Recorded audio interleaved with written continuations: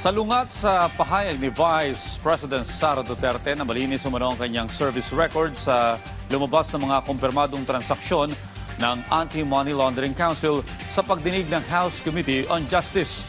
Yan ang ulat ni Vel Custodio.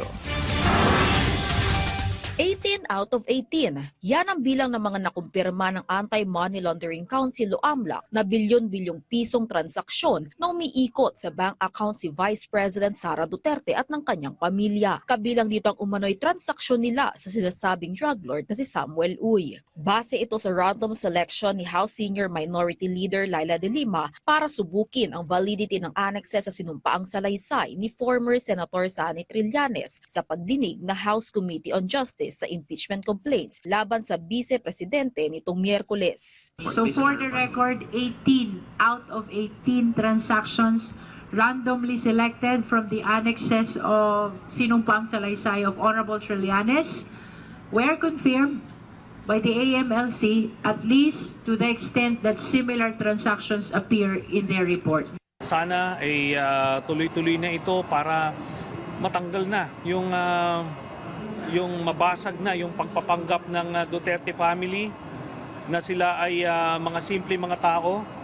Pero dito nakita natin, bukod sa kurakot sila, yung pera nila galing sa illegal na droga. Una rito, nadiskubrering walang deklaradong cash on hand at deposit si VP Sara at ang kanyang asawa na si Attorney Manasseh Scarpio sa kanyang SALN simula 2019 hanggang 2024. Pero may nakatalang transaction report si VP Sara sa AMLAC simula 2019 hanggang 2024 na wala sa kanyang SALN. Umabot naman sa 6.7 billion pesos ang mga red flag transactions na iniuugnay sa mag-asawang Duterte Carpio simula 2006 hanggang 2025 batay sa ulat ng AMLAC.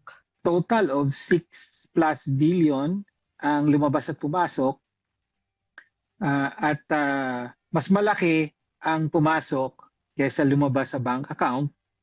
Parang sinasuggest nito na may bilyones pa na posibleng nasa mga accounts na ito na hindi dineclare. Therefore, basis for betrayal of public trust, impeachment, trial sa Senado.